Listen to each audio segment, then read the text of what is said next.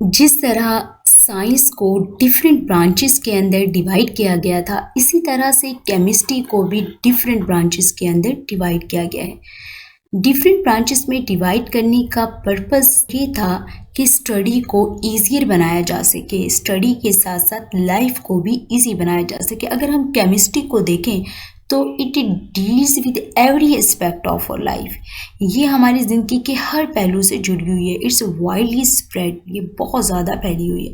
हमारे खाने से लेकर पीने तक की जितनी भी चीज़ें हैं सारी की सारी क्या हैं, ऑर्गेनिक। ऑर्गेनिक किसकी ब्रांच है? केमिस्ट्री की।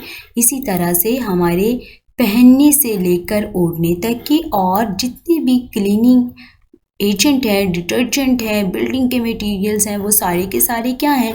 इनऑर्गेनिक हैं। इनऑर्गेनिक किसकी ब्रांच है? केमिस्ट्री की। Means it deals with every aspect of our life. ये हमारी ज़िंदगी के हर पहलू से जुड़ी हुई है, ये वाइडली स्प्रेड है, इसलिए केमिस्ट्री को डिफरेंट ब्रांचेस में डिवाइड करने की ज़रूरत महसूस हुई। ये हमारी बुक चैप्टर 1 एक्सरसाइज का फर्स्ट शॉर्ट क्वेश्चन भी है। Why is there a need to divide chemistry into its many branches? Chemistry को डिफरेंट ब्रांचेस में डिवाइड करने की क्यों ज़रूरत महसूस हुई? गिव 3 रीजंस, 3 वजूहात दें। सबसे पहली reason, due to its widely spread, इसके बहुत ज़्यादा फैले होने की वजह से chemistry is divided into many distinct branches. Chemistry के वाइडली स्प्रेड की वजह से इसको डिफरेंट ब्रांचेस यानी डिस्टिंक्ट ब्रांचेस के अंदर डिवाइड किया गया। सेकेंड रीज़न है scientist to focus on distinct area of study. Scientist different area of study पर क्या कर सकें? फोकस कर सकें। फोर्थ रीज़न है to concentrate on its specific aspect. एक ख़ास एस्पेक्ट, एक ख़ास पहलू पर ज़्यादा से ज़्यादा कॉन्सेंट्रेट फोकस किया जा सके। ये थर्ड रीज़न थी। मिसाल के तौर पर अगर कोई ऑर्गेनिक में इंटरेस्टेड है तो वो ऑर्गेनिक पर ज़्यादा से ज़्यादा अपने ब्रेक थ्रूज कर सके, ज़्यादा से ज़्यादा न्यू इन्वेंशन कर सके, एडवांसमेंट कर सके, उनको बेहतर से बेहतरीन बना सके।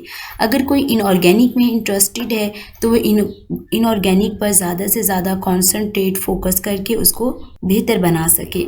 जो फोर्थ रीज़न थी टू अचीव ब्रेक थ्रूज यानी न्यू इन्वेंशन एंड एडवांसमेंट, उन्हें बेहतर से बेहतरीन बनाया जा सके। ये इसकी फोर्थ रीज़न थी केमिस्ट्री को डिफरेंट ब्रांचेस के अंदर डिवाइड करने की।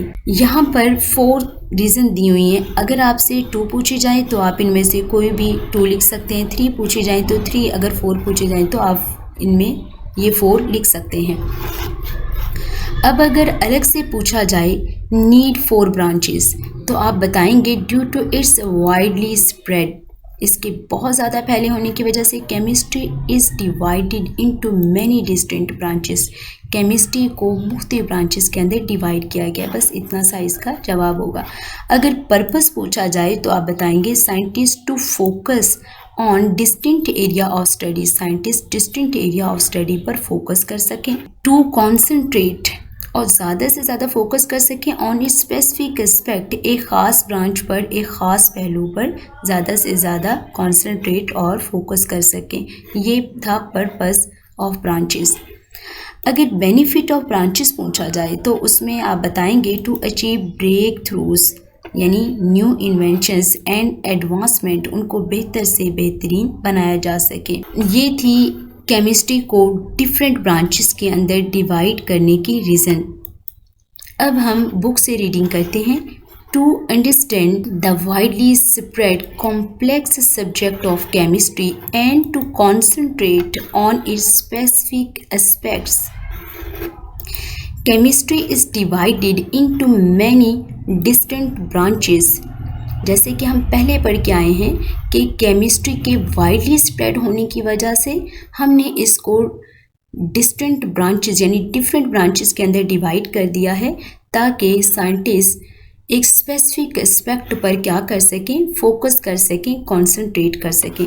These branches have distinct area of study for the scientist to focus on and to achieve breakthroughs and advancement, ताकि साइंटिस्ट किसी ख़ास ब्रांच पर, किसी ख़ास एस्पेक्ट पर ज़्यादा से ज़्यादा फोकस करके न्यू इन्वेंशंस और उन इन्वेंशंस को बेहतर से बेहतरीन बना सकें। अब हम देखते हैं वो कौन कौन सी ब्रांचेस हैं। How many branches of chemistry are there, यहाँ पर केमिस्ट्री की कितनी ब्रांचेस हैं? There are 11 branches of chemistry. अब हम वन बाय वन देखते हैं वो कौन कौन सी ब्रांचेस हैं। नंबर 1 पर आएगा physical chemistry, number 2 inorganic chemistry, number 3 organic chemistry, number 4 environmental chemistry, number 5 analytical chemistry, number 6 biochemistry, number 7 nuclear chemistry, number 8 polymer chemistry, number 9 geochemistry, number 10 medicinal chemistry, number 11 एस्ट्रोकेमिस्ट्री। ये सब हैं केमिस्ट्री की branches. हम next lecture में इंशाल्लाह one by one discuss करेंगे।